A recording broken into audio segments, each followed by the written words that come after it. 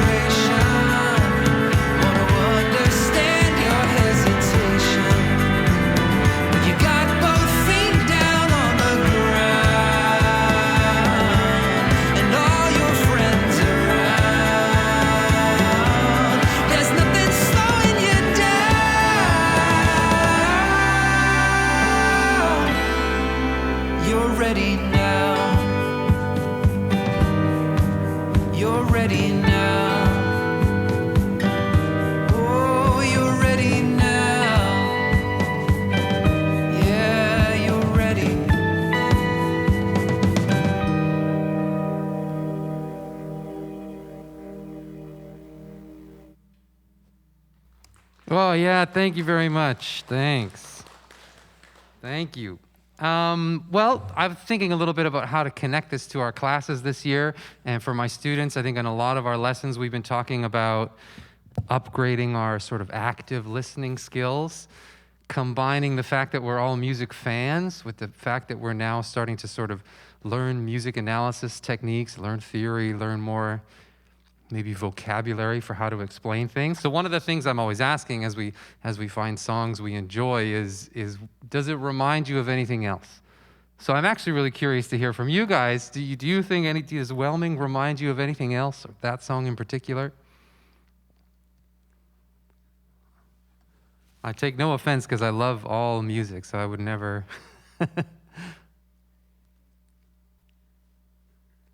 Well, no sweat. You think about it, and you just shout it out if you think of something.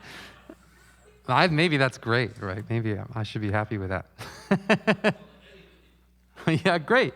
Well, in my notes here, I sort of was thinking a little bit while listening to this about what sort of were my inspirations while I was writing this, and I was definitely listening to some Paul McCartney. Let's see if we can get some ideas out about what songs I was hearing while this was going on. So I certainly wanted that sort of, we had like a bluesy guitar thing in there.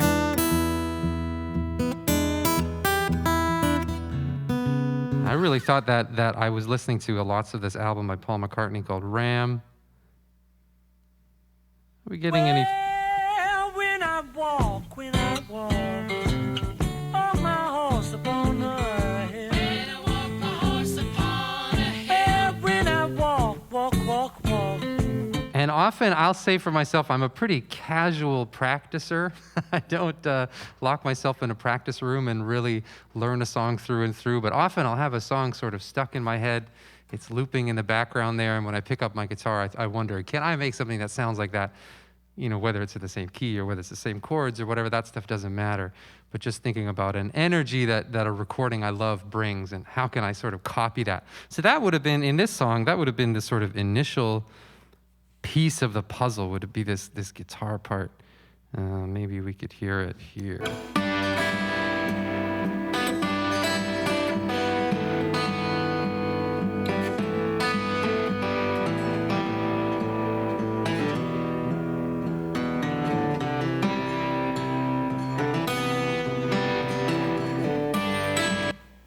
And to sort of avoid having to replay it on electric guitar, I kind of just ran it through an amp at the same time and made it a little grainy and hopefully a little maybe bluesy like this Paul McCartney stuff that I was enjoying. There's certainly some bigness in the verses with the big gang vocal, the big choir. There's some size that isn't really represented in that Paul McCartney example. So what I think I was hearing there was this Arcade Fire song. This one we probably all heard. It's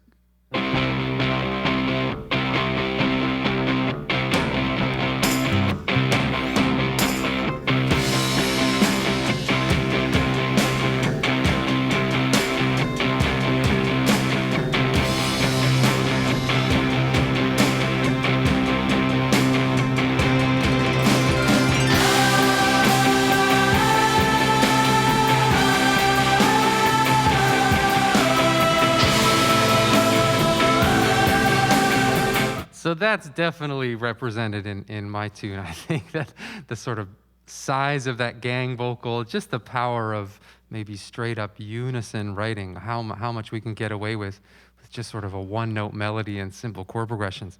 And then what other inspos?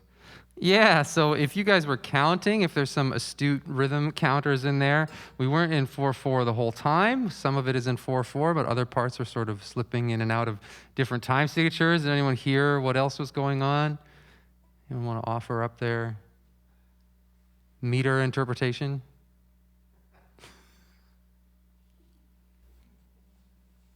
Yeah, well, I mean, we had some sort of groups of 4 and some groups of 3, and I really thought of this song. I really thought of Salisbury Hill by Peter Gabriel, another song that I really love, where I've been sort of a theory brain for a long time, and I tend to sort of count and analyze everything that I listen to. But that's a song that I had thoroughly enjoyed for a long time and never realized that a lot of it was coming at me in 7 beats at a time, which is really rare if we start cataloging popular music. Not a lot of it happens 7 beats at a time.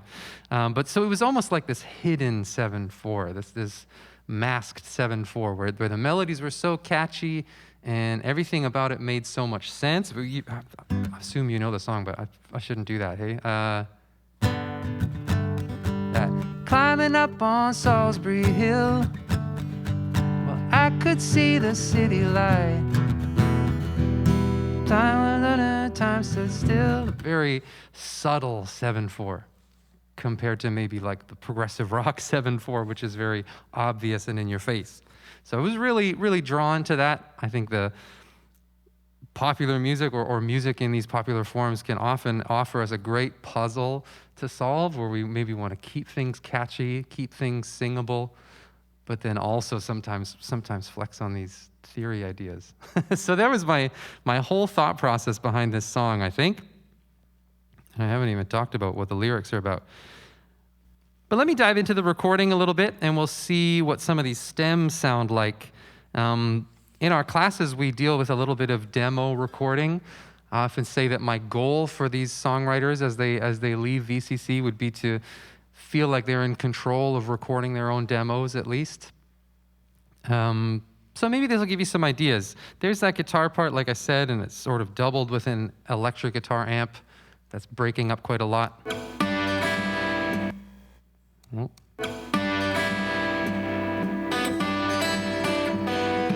The next piece would be to have sort of a groove on there, and Mark came up with a wonderful thing, just a floor tom groove. We just even moved the snare drum out of the middle of the kit and put a floor tom there, and that's all we used.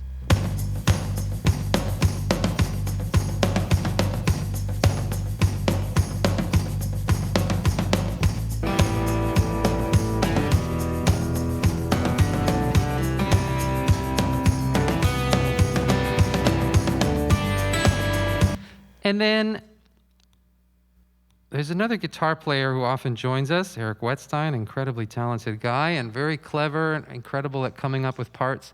But this time I really had to give him some advice. I really had to tell him not to do very much. Instead, mostly just play the melody. And I have been really interested in this idea, another word that comes from music theory, what we call heterophony. So we're pretty used to talking about monophonic instruments or monophonic sounds where there's just one note happening, and then polyphonic sounds where there's lots of notes happening. There's quite a few other forms for those to arrive. Maybe homophony is one, where we have everyone moving at the same time but a louder melody on top somewhere. We have to think of maybe choir music works homophonically, everyone saying the same words at the same time but one melody predominating.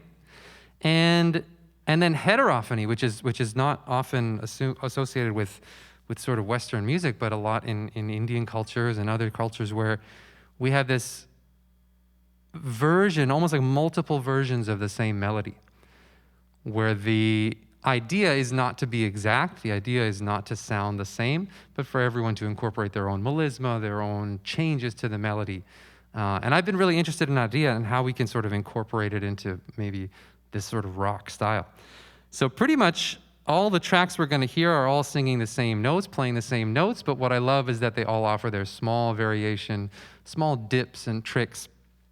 With this guitar one we wanted to use, I like the sound of some open strings. I can't remember how he played it, but certain notes would be fingered and fretted on the guitar, and certain notes would be open, and almost treating those like two different instruments. So the guitar part just sounds like this. Forgive the skips there.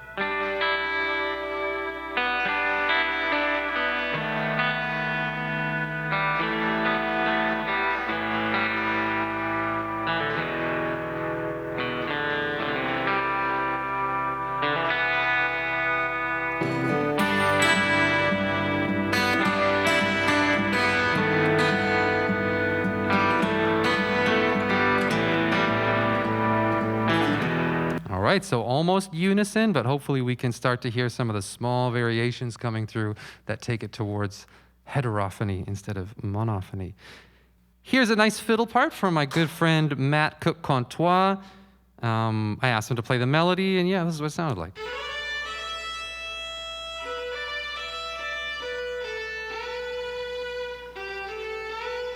I should mention this was all recorded under quarantine, so this was just me emailing my friends to record stuff, and then they would send this back. There was no beautiful studio in between. And the big gang vocal. Let's see, I think it's just unison as well.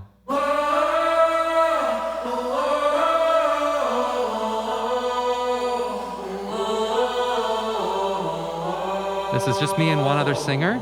There's 2 people. And we stacked it up many, many times. So here's everybody playing that melody. I think I got everybody.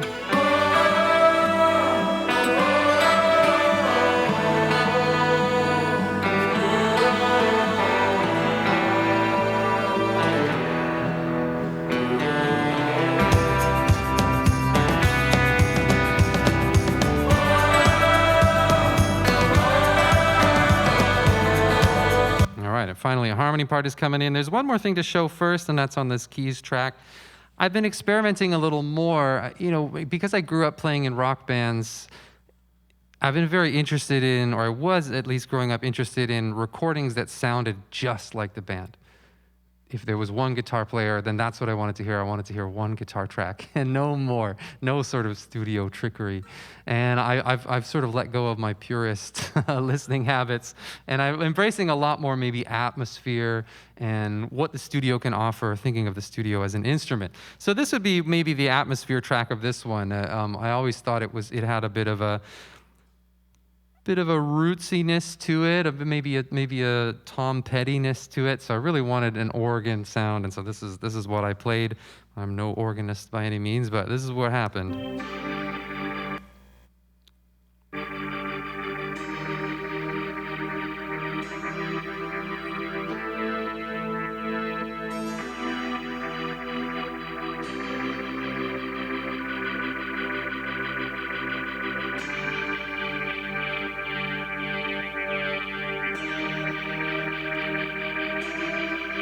So I love this process of sort of turning a song into something else in the studio. We don't have a keyboard player in the band, but often I find that sort of atmosphere, to me, it cues a visual almost. As soon as I hear the organ, I relate it to certain other artists, and it fills in the whole maybe music video that's happening in my head. But I like that. I like what that atmospheric or what that huge organ is doing. Let's hear some lead vocals. Boy, I yell really loud right there. Is that where I should start?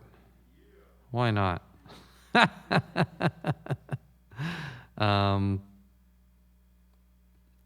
Here's a nice studio trick. If there's going to be a huge, sudden, loud sound, preempting it with something is a really great idea. So what you're going to hear is called reverse reverb. Reverb is usually like the tail, a sort of echo of a sound. In this case, I took the tail, the echo, and I flipped it backwards and put it before the sound instead. So you'll hear this very strange alien vacuum sound before I sing. Let's see if we hear it here.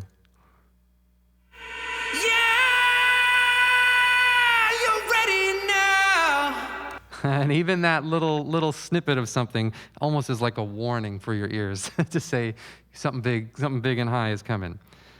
Here's how that all fits together so far, and then we'll decipher some of these background vocals at the end. Ooh, forgive me.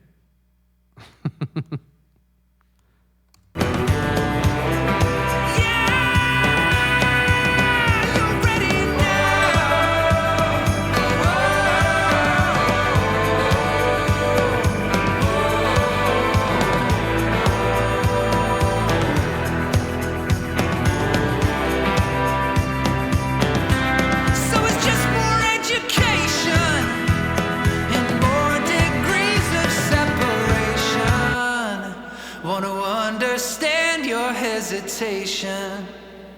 Well, you got both feet down on the ground,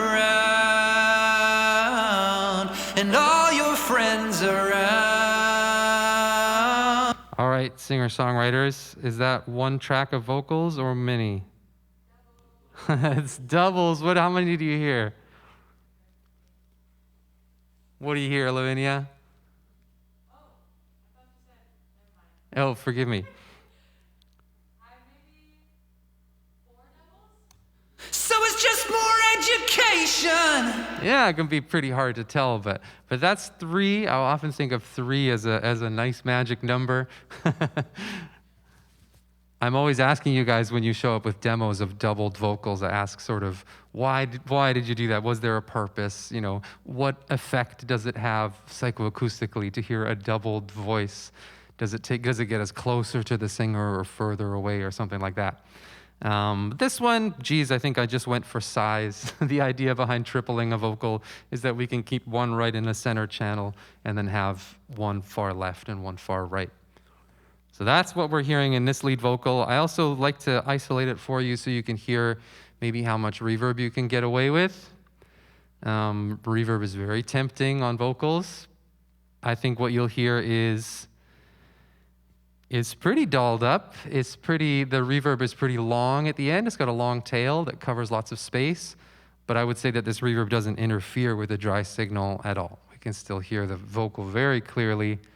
It doesn't sound far away. It sounds nice and close. And then it's just like there's somehow this cathedral around it. So it's just more. Oh, we got some pauses here. So it's just more education and more degrees of separation. Want to understand your hesitation. All right, so here comes some background vocals. It's some of you guys I know it's your favorite thing to write is some Bee Gees. Just some oohs to start.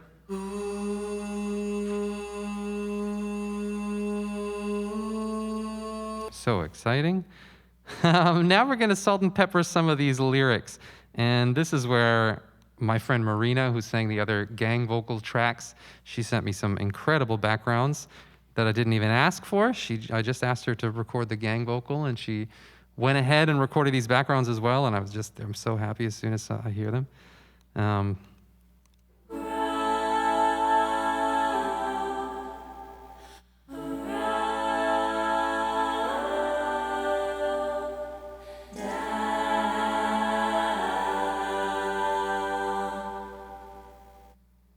Ooh, I get chills.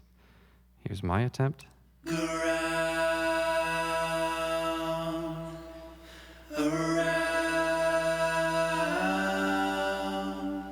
down.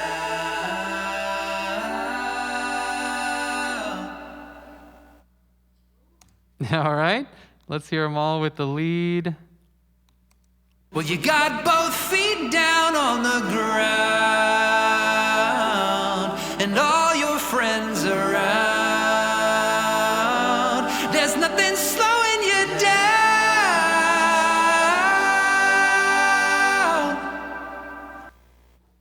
All right, so there's a fat stack of vocals, and that's one of our favorite things to record, especially as beginner recordists where voice is our main instrument. It's so fun to experiment stacking that over and over and over and seeing what happens. I often give the advice to sort of use fewer notes. Hopefully you hear that a little bit. I'm pretty selective about when there's harmony, and especially when there's more than one harmony part. So even when this gang vocal sort of exploded and went loud, really there's just 2 parts.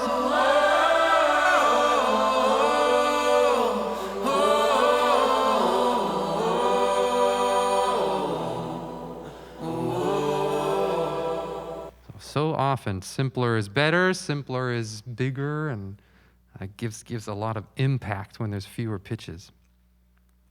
Well, there you go. There's a little bit about ready. You guys ready to hear a second one? I'm going to drop you into the middle of this one. It's the middle of a song called If Only. And probably you'll see lots of the same tricks. I hope you will. I think there's a signature to all these tricks. But hopefully it'll have its own flavor too. So this is If Only. Patience, if only we had time. If only we had time. Ooh, if only we had time.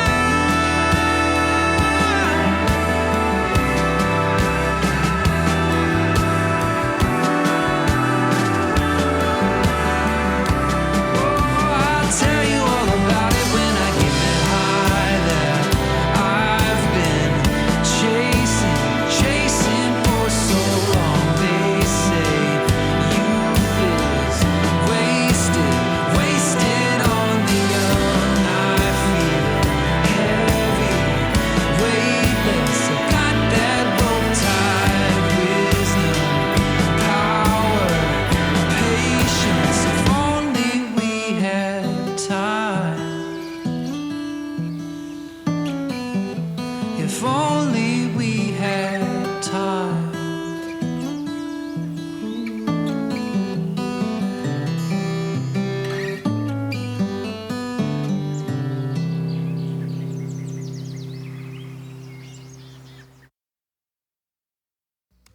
All right. We got some field recordings in there. Does it remind you of anything?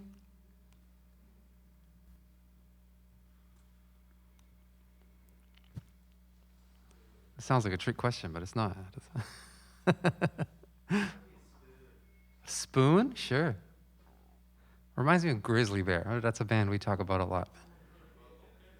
Pardon me? Yeah, right? Let's look at the pieces. So pretty similar to the last one in that it started out with an acoustic idea, that the whole main melody.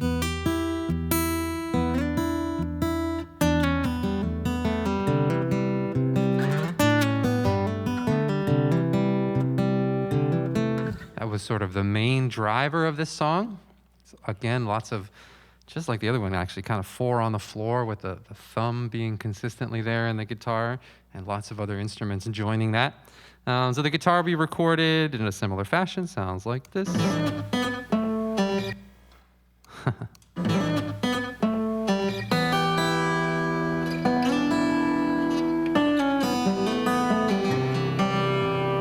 All right, here's some drums and bass.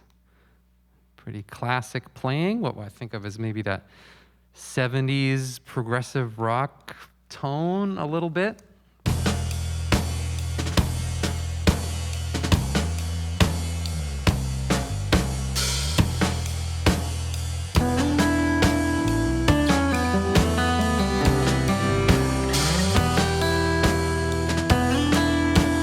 And this time the electric guitar was playing in unison or in the same rhythm as the acoustic, but lots of new notes. We're going to hear 2 new lines here, one that just comes in sometimes and one that's here always. So here's the electric guitar parts.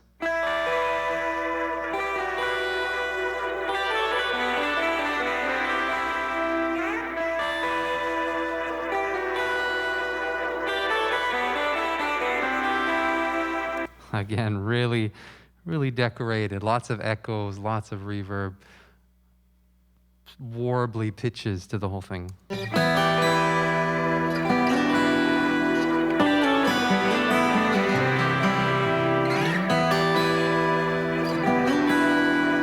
Guitarmonies, nothing beats it.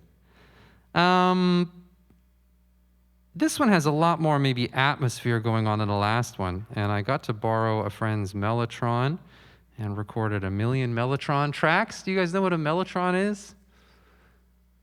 Pretty wild instrument. Before there was synthesis, before anything was digital, there was a keyboard that had many cassette reels, like cassette tape reels in the back, all spinning at once. And then as soon as you hit a key, the playback head would touch the cassette reel. So you have these insane packs where there's one violin note on every cassette.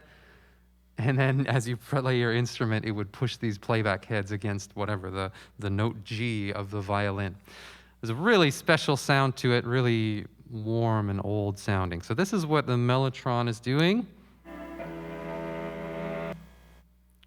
Sorry about the hiccups. I need to spend more on my hard drives.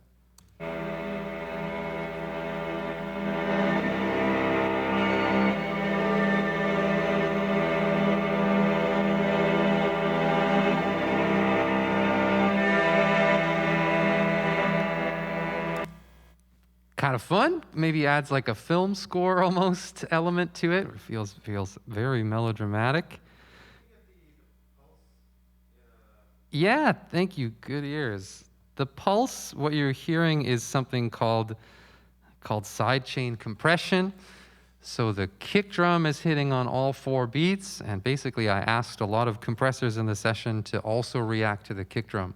So what you're going to hear is some audio that's sort of ducking underneath another signal every beat. And it gives it that, swimmy sound.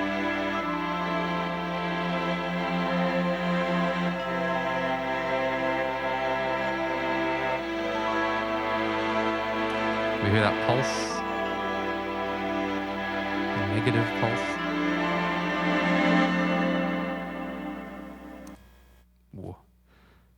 There's nothing quite like a mellotron. Pardon me? Or side chaining. I'm going to skip right to my just favorite atmosphere track of the whole recording process. I'm going to back up a little bit and be a little biographical about this. But I have maybe as a musician who's been in academia a while, I have a pretty complicated relationship with music theory. I love music theory, and I love the puzzling part of music and understanding lots of vocabulary and all the good things about music theory. But I've also seen that aspect of things really turn lots of students off, turn lots of my peers off music, people who I got a chance to study with at first, and then they left music school once the theory got too difficult. So I have a bit of a complicated relationship with that intellectualization of sound. But I want to share a bit of a success story here about theory, because again, we were under quarantine, and I had a friend, an incredibly talented friend, Luis Melgar, who played trumpet and trombone, and he was just experimenting with home recording, so just getting his feet wet. And I asked him, would you add some trumpets and trombones to this song? And he wanted to do it. And what he recorded for the very first try, the very first thing he ever sent to me was so perfect. And so I want to give him so much credit for what he arranged. But I gave him lots of things to think about. And I actually pulled out the email that I wrote to him. Get this bigger. So we're going to hear lots of theory words in this thing about the way chords are structured, the way certain voicings happen and don't happen, notes to avoid and notes to use. And hopefully, I'm thinking that all those ideas lent themselves to being a successful first take, that the very first thing he wrote and recorded ended up being on the record. Hopefully, I think, in part because of these notes. So the post-chorus happens after a chorus when everyone cuts off, blah, blah, blah. The section is where brass will come in. It's 4 bars long. The chords are E minor with E Dorian extensions, C major 7 with C Lydian extensions. My goal is to have a brass chorale type playing in the post-choruses. The notes can be really simple, with one sort of more melodic line moving through the middle or on top, and definitely a timbre exercise more than a difficulty one. Feel free to join in on that specific line, and nothing too punchy.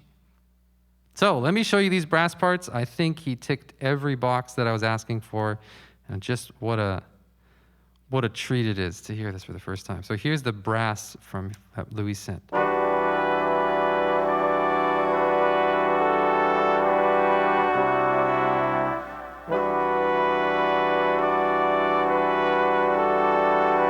Sneak some guitar in.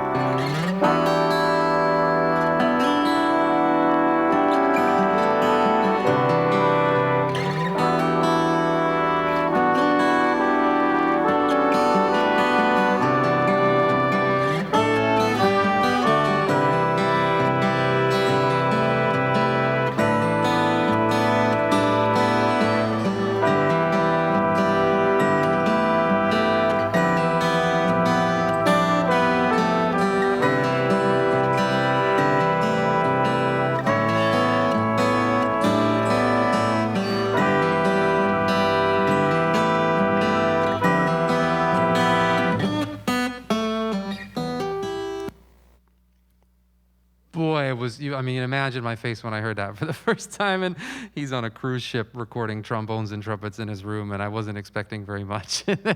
When it came back, it sounded like that. I couldn't believe how well he did. So, Luis, where you are, we're sending applause. We have a little more vocals and backgrounds to show. Oh yeah, I'd love to introduce some of my students to this idea inside a recording space of a vocal throw. We haven't called something a throw effect. And often we use it with a really dramatic echo or really dramatic reverb, something that doesn't fit to have it on all the time. It'd be way too much if it was on all the time.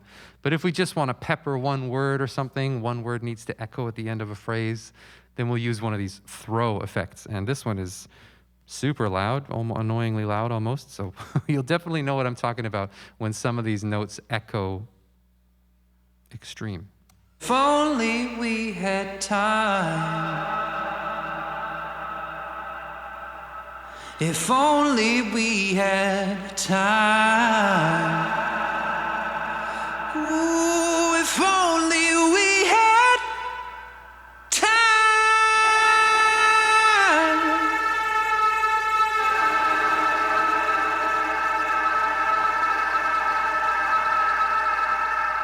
Oh, I'll tell you. All right. So not subtle. One of my favorite thing about these throw effects is because they're on so seldom, they're only on a couple words, we can really go to town. Make it distorted and echo forever.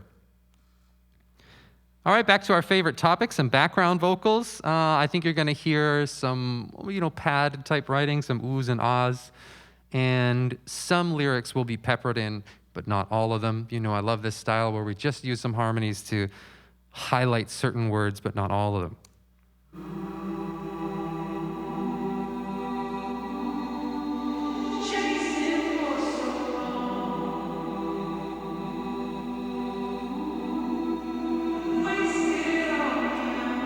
I feel heavy, weightless. I've got that rope tied wisdom, power, patience. If only we had time.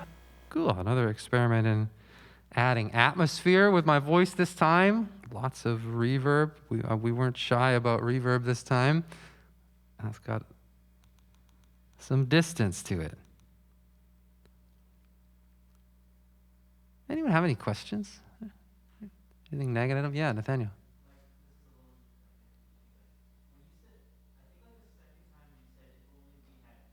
Uh-huh.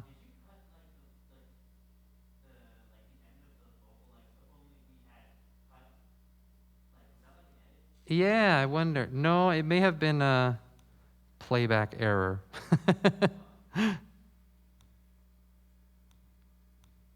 If only we had time. Is that the one you mean? Oh, yeah, let's hear it. Ooh, if only we had.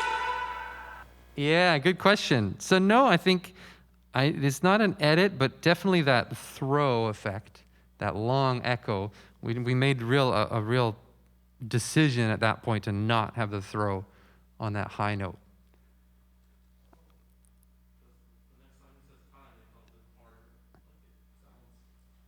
Yeah, right. Well, often I love running into that problem and trying to solve it where even if things are, we're talking about, very expansive sounding effects and everything's very rich and whatever. But it can be pretty boring to listen to it if it's always the same, if it echoes every single time. Thanks for that, Nathaniel. Any other questions?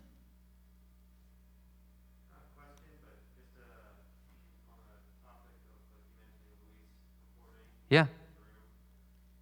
All the drums were recorded in an abandoned room at the abandoned counselor's college. That's right. Mark and I, we rented a rehearsal room in a building that was abandoned and about to be torn down. And in its last months of existence, we were having rehearsals there. That's right. That's where we recorded these.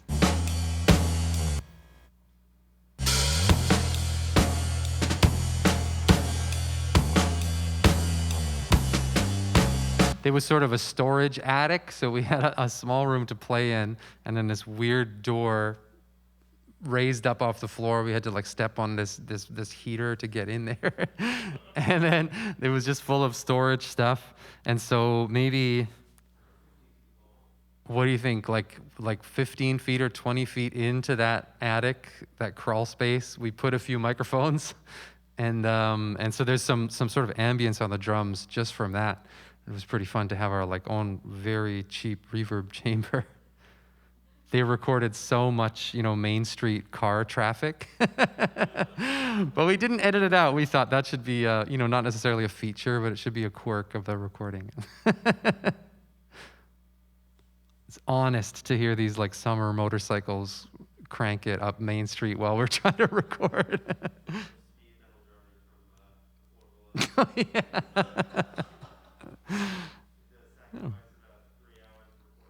Mm-hmm. This is high times here. Well, do you guys have energy to hear one more? Cool. Will we be benefiting from some analysis here? You know what? I shouldn't skip ahead. If only I have some things to share about the writing process on this one, and I'm almost embarrassed to show it because projecting scans from my journal isn't my favorite feeling in the world.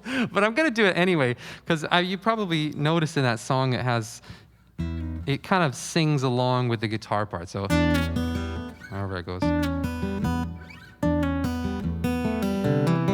And I wanted all the vocals will often join that. Long drive to your place with hungry, hungry hippies on the interstate.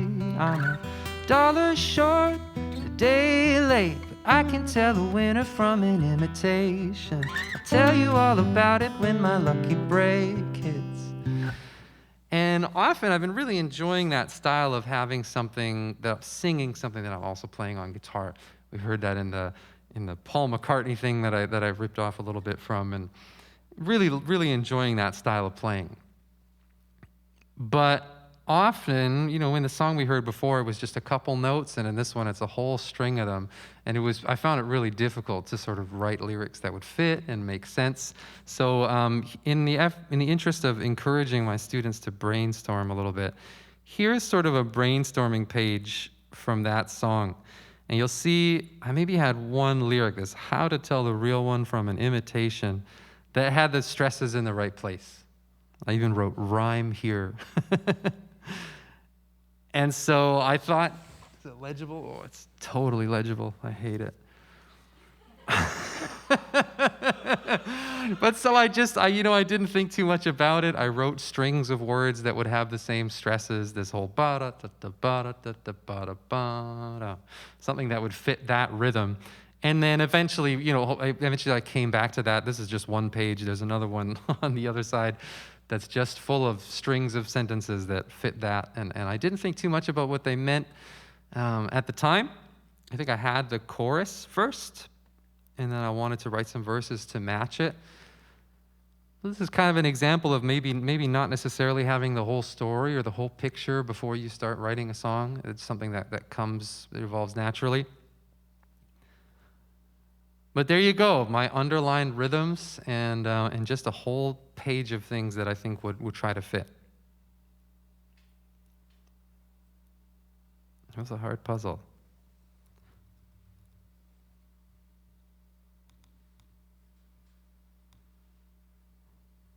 Well, here's one more for you. I'll show you the end or sort of middle verse of a song called Make Up Your Mind. One of the first ones we wrote, maybe the second one we wrote for this album. Sure.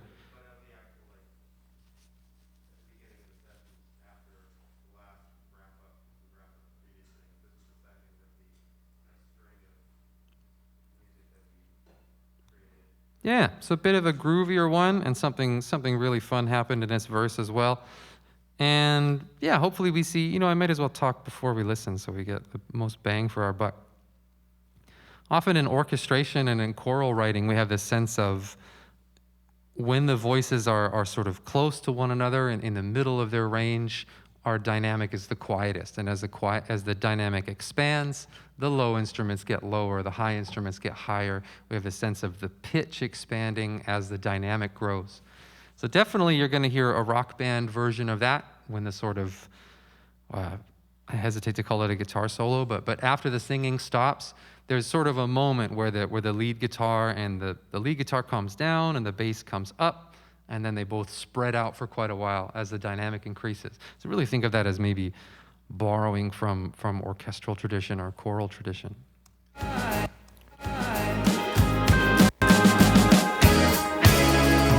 Patience, my weakness, it's only part of the reason I don't feel like sleeping. Tell me, what does that seed bloom? Where does the pill lead you? Tell me, who calls the next tune and who made it up to you?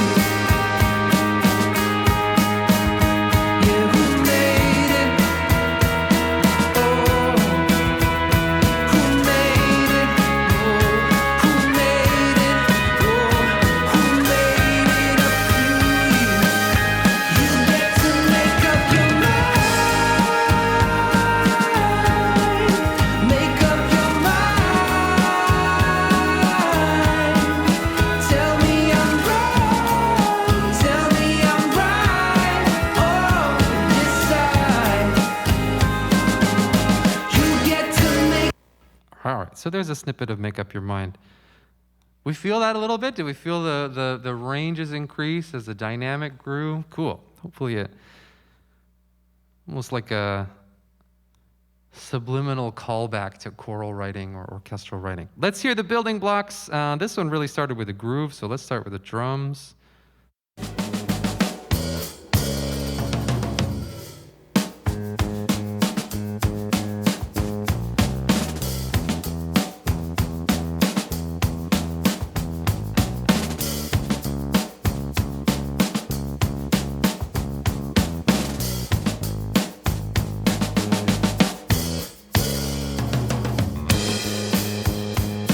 That's pretty fun. That's a pretty fun phrase on the drums. It really feels like it has a 8-bar sort of phrase to it. And it really goes on for the whole song. I think we actually challenged ourselves to keep the drum part the same. We have this idea now of making music that simmers instead of the verse being drastically different from the chorus and drastically different from the bridge. Maybe this idea of music that sits at a similar dynamic for a long time. Yeah, exactly. Here's what I played on guitar. Boy, it's pretty boring.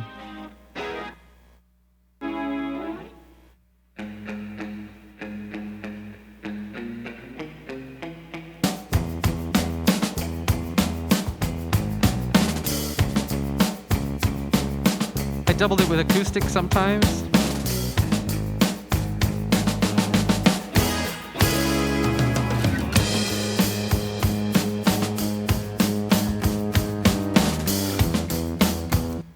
Acoustic in there. Maybe when it strums.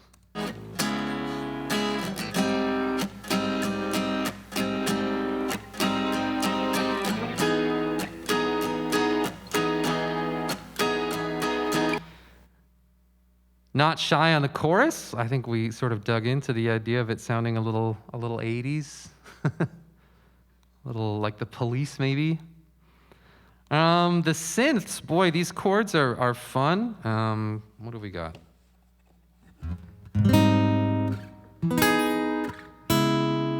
Sometimes, and then, but there's sort of a common tone that you could trace between all those chords. So in the synth part, it's really quiet, but we'll see if we can hear it. There's this sort of atmosphere, maybe glitchy idea that sounds like this.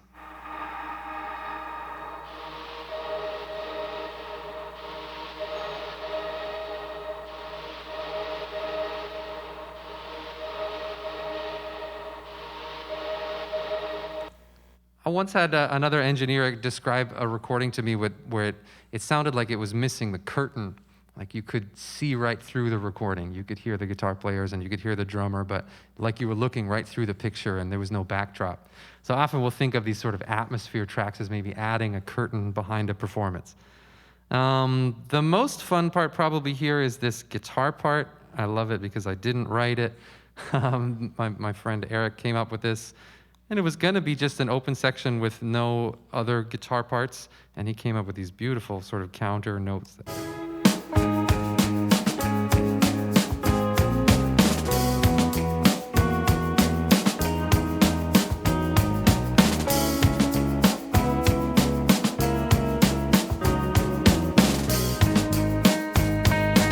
Pretty neat. All right, here we're coming to another heterophony part.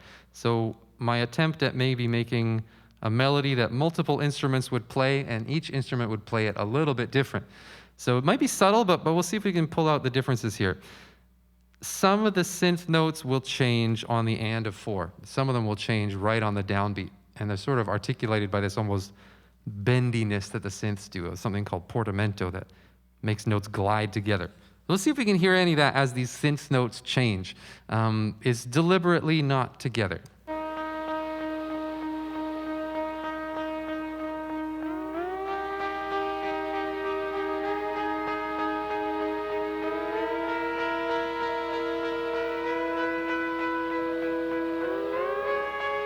Kind of eerie. Together with the guitar, it sounds like this.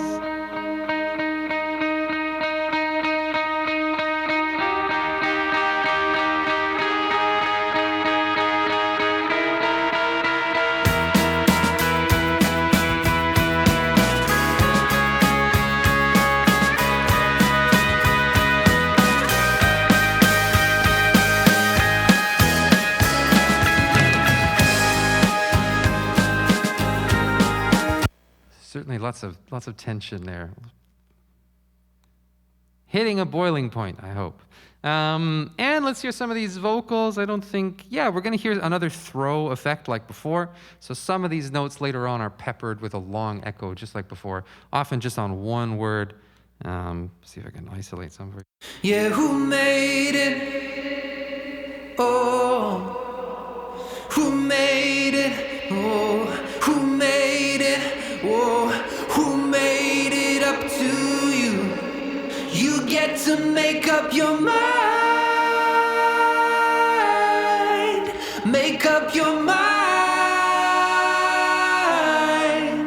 Tell me I'm wrong. Tell me I'm right. Oh, decide.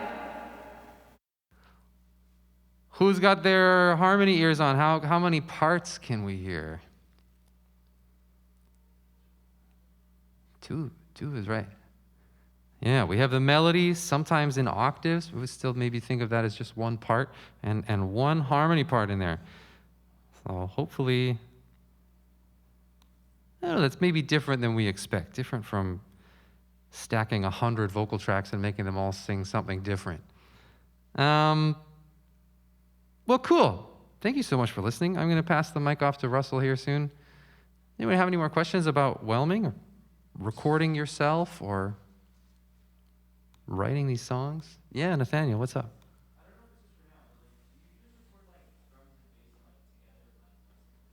Yeah, great question. Only today I did that. I bounced those stems together. But no, the drums were recorded first. We actually recorded drums and guitar together once we had the sort of shells of the songs ready, and we added all the other parts on top of that.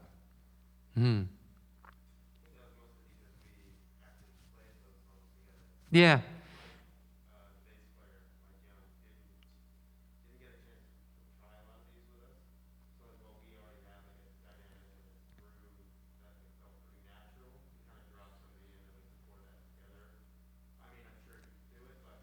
Yeah.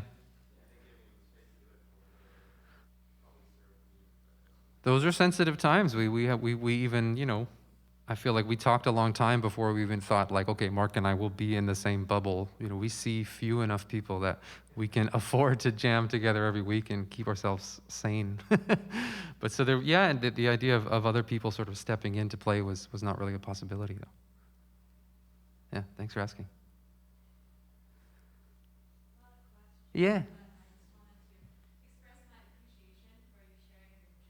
No, really?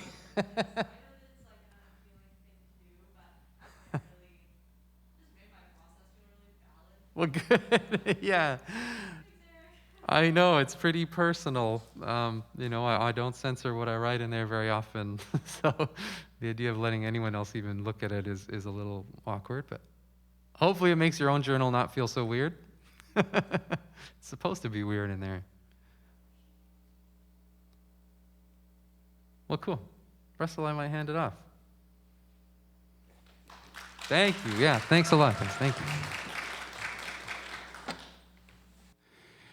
Hello. Katwaalap, Ichuael, Hasquael. My name is Russell Wallace. I come from the Lil'wat Nation, and I do a lot of different things. And I'm going to talk about, I guess, the creative process most of all. I went to UBC in the creative writing program. I did a lot of poetry there, a lot of screenplay and stage play. I worked as an actor in theater and film. I am a filmmaker as well. And, well, I tried to be a stand-up comedian, but nobody would take me seriously, so I gave that up. But yeah, so I'll talk about, because I'm coming to this from all of these different perspectives. Like I, as an actor, I've learned a lot of things. As a filmmaker, I learned a lot of things, and I kind of bring that into a lot of my creative processes. So, you know, I broke it down into, like, there's 3 layers to this process. There is impulse, there is intent, and then there's context. And so, these are three levels of things that, when I begin a project or, when I creating a song, because I was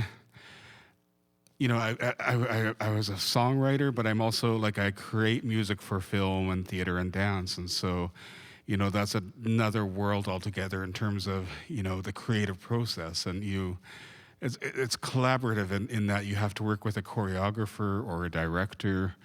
And so, these things kind of come into play as well. And so as a writer, a singer, composer, it's okay, you have a director telling you it's got to be in 4/4 and not 7/4. It's I learned that with a dance project. I'm I wrote something in 7/4 and the choreographer hated it. He goes, it's got to be 4/4. So, experiments and different things, with timing is can be fun. But yeah, when you're doing a production or working in that field, you do have to kind of accommodate what the director or choreographer is, wanting or asking. So yeah, the first one, impulse. When you start creating something, I know for me, I come to, there's a lot of different ways I come to things. So sometimes I have to sit down, either at a keyboard or pick up a guitar and just jam, just do stuff. And, sometimes I just play random chords and see what happens, or play a different rhythm and see what goes on. So that's the impulse. That's, you're playing with, chords, progressions, melodies sometimes. And so, yeah, you're creating a big ball of, source material. And so with this ball, it's you can do that for a whole day. You can sit there a whole day and just jam and do stuff. And it's at some point you got to come in with intent. The intent is I want to write a song, or I want to write something that I can work with. And so that's where modifying and editing this piece. So you're kind of sculpting, with all that big ball of chords, you're sculpting something, making repetition sometimes, and, repeating things here and there, and diverging into something else maybe. So that's the intent part, is the modification, and actually creating something like a mold. And it's not quite finished yet, because now you have to have context. And so context is for me, it's I created something and I have to give it a name. I have to, sometimes it's, in the music itself, it's this is, this sounds like a gloomy weather type of song. So maybe I'll call it Rain for now. And, as a, when you're, especially when you're saving files, it's okay, you got to find something that you're going to remember, and otherwise you'll have 100 tracks named Rain. Rain 1, Rain 2. And then variations of Rain, REIGN. But yeah, so it's context now. It's sometimes this is where lyrics become, get involved. And again, the process could be, you could come to the process starting with lyrics. And so that's the other thing too, is what came first, the lyrics or the music? It's kind of sometimes a chicken and egg type of a thing. It's that's what happens. But other times, yeah, it's the lyrics that are first, and you take that and you create music with that. Or, you have music and it's okay, well, you improvise some lyrics over top of that. So yeah, variations on that. But the context is okay, well, what am I going to call the song? What does it mean? And, it can be interesting sometimes to go against, that, oh, well, it's gloomy. It's gray, but maybe I'll call it sunshine. There's that, shift, and, because, some people are gloomy on sunny days, That's just human beings, human nature. Or some people are really happy on a rainy day. So, it's like there's that dichotomy. There's that, all of the stuff that's going on, that's part of the human experience. And I know in some traditional music, traditional Statlium music, there's a song called the Grandmother Song, and it's like a really old song, but it's talking about a grandmother who's looking after her grandchild because her daughter just died. So it's kind of a, there's kind of a darkness there, but the melody is so uplifting, and it's like, why is this, song uplifting? And so, like I said, there's that dichotomy there. It's going against what, the overall feeling or, the emotion in the text or the words. So, as a composer, as a writer, you can play with that, Maybe you have a really happy piece, but maybe you want to put like dark lyrics over it, like just to kind of contrast it, or, it gives it a bit of depth. And so, I tried to think of my brain. My brain disappeared somewhere. I'm trying to think of songs that are, I'm old school, so I'm going to refer to some old stuff, okay? I think of like Joy Division, Love Will Tear Us Apart. Like the music itself is kind of, it's upbeat and it's like really kind of triumphant, like a little bit. And yet the lyrics are saying, love is going to tear us apart. We're breaking up or something of that nature. And so, that shift, from the lyrics to the music and, can really give, something a lot of depth. So impulse, intent, and context. Those are the three things that are part of my creative process. And how I approach it, like I said, sometimes I'll sit down at the keyboard and the computer. For one song, I played one chord, and I seen all the MIDI information on the screen, like all the notes, and so like, okay, well, what's the chord that comes after it? I'm not really adept at naming chords. Columbus chords. I was like, oh, I discovered a new chord, and it's like, oh, that's a C major seventh with 11th note, or whatever. I play this chord, and I see that, and then I let it play for 2 bars or whatever it was, and I change the notes. Like I drag them around and see, well, what is a natural progression after that? And so like I built up a whole song that way, and it took forever, but like in the end, it was like, this is such a a different way of approaching it and a different way of creating. And, in the end, it was like, it makes me sound like a really good keyboard player, but I'm not,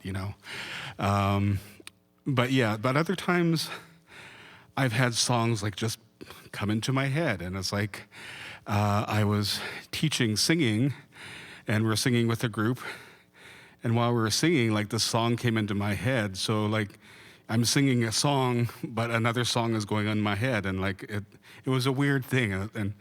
But I think that's part of when you're singing songs and repetition is like your body has that memory and keeps that, and that's the power of Indigenous music, is like it's a repetition, and it keeps going, and your body knows what it is, and so like, but that when that song entered my head, I had to, we kept singing and singing, and then we finally ended, but I had to sing the song in order to let it come out, like get it out. And, so yeah, sometimes songs can enter your head in the weirdest times. And I don't have a cell phone or a recorder, so like, I keep humming it or keep singing it just, to keep that body memory thing going. And once I get to a phone, I call home and leave a message for myself. Don't erase this. So, there's different approaches, different ways of attaining a song or music creation, and I encourage you like to improvise and maybe even take something and slow it down or speed it up. These things kind of you can play with. And well, my brain kind of stopped there, so maybe I'll stop. But any questions? Maybe I should share more, or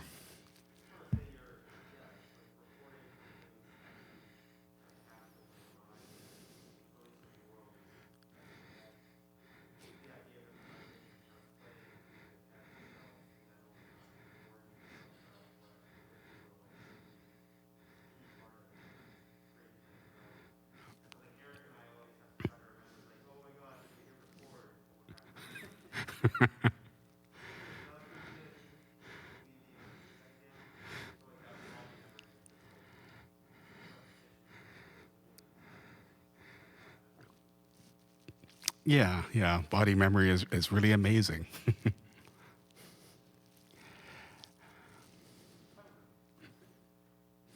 With these, these three sort of ideas around your creative process, do you feel the need, do you like to be disciplined about how much time you spend on each one, or is it sort of, do you enter into your sort of context phase as you revise? I guess it depends if there's a deadline too. Because when you're working in film or theater, there's always a deadline and you have to come to that.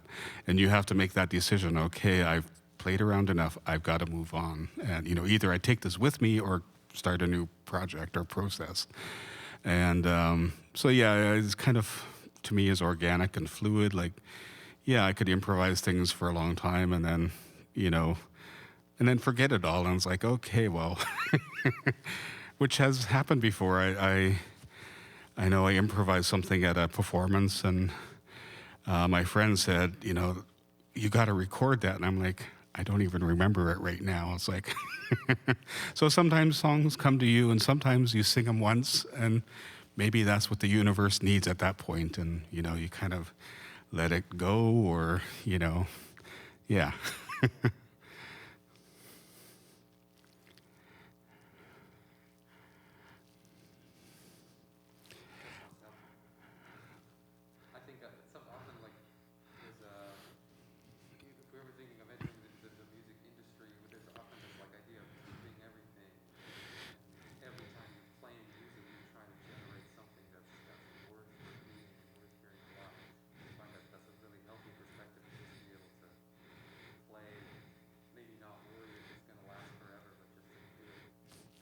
Yeah, I know one of my, I should acknowledge my teachers. Like, my mom was a major influence and major teacher, Russell Wallace, and she's from Lil'wat Mation community.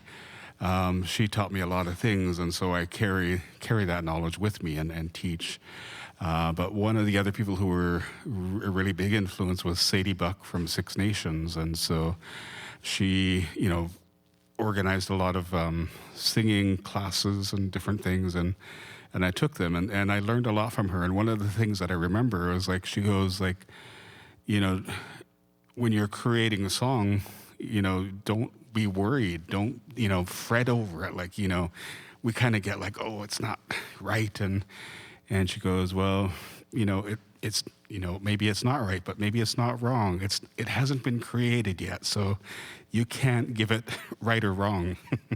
So keep moving with that. And so Lee Miracle and Jeanette Armstrong are other people who have taught me a lot about Salish music. So I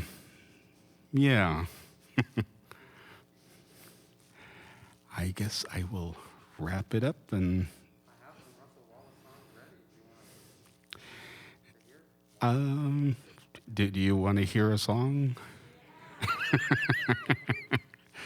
Okay, well, let's play My Lil'wat Love, because that's the song I was talking about. Like the chords, I built up these chord progressions just out of using MIDI.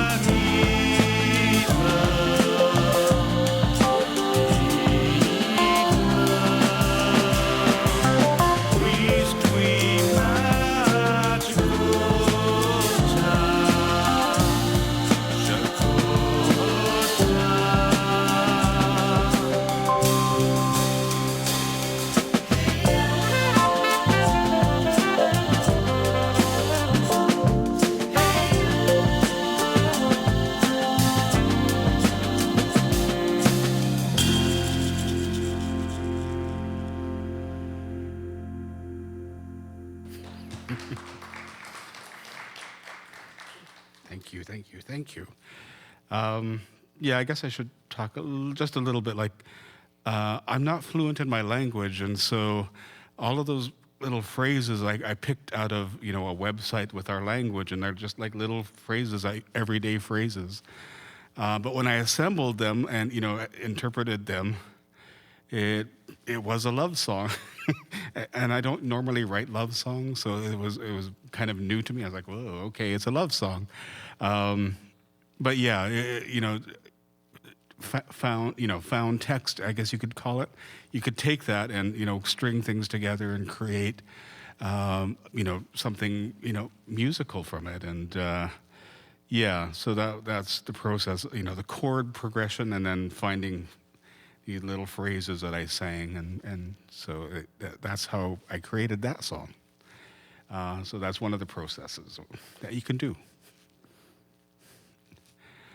But yeah, so thanks for having me, and we'll see you around campus, I guess. Oh.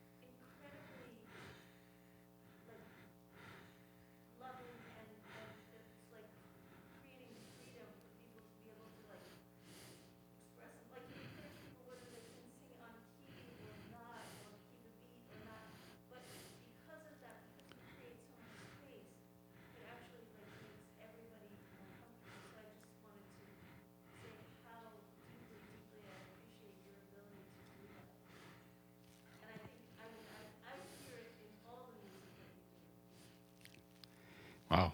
Oh, thank you. That's a good plug for the Indigenous Vocal Ensemble. If you haven't taken it, come and take it next term, maybe. So, but yeah, thank you. Yeah, it's really cool working with the community and teaching people to sing who might not, have sang before. And that's one of the areas where I feel comfortable teaching, because I know that. I know, that feeling of like, oh, I can't sing, kind of, especially when I was a teenager, when my when my voice changed, like I stopped singing. I used to love singing, and I used to hit high notes all the time, and then when I hit 13, my voice was down here, and so like I can't hit those high notes anymore, and so I kind of gave up. But in theater school, we had a Ralph Cole came in, and he did the song workshop, and he goes like, "Why are you trying to sing a tenor part? You're a bass. You got to sing this part." And I'm like, "What's a bass?" And he showed me, and I was like, "Oh, okay, now I can." I feel comfortable in singing again. But we all have different levels of singing, and it all should be embraced. I believe everybody is a singer, and everybody should sing, and so it's like a very healthy part of our, part of our culture is like everybody sings, and so like that's one of the things is. Yeah, singing is a physical thing. I just want to share, there are two words that are very similar. So there's eatlin and eatlum. Eatlin means to eat, like you're putting something in your mouth to eat. And eatlum means to sing. So something is coming out of your mouth, and that's, to nourish you. So singing and eating are a very big part of our culture, and I think it should be part of everyone's culture. But yeah, thank you for that, and yeah, thank you for the questions, and the support. Yay, thank you.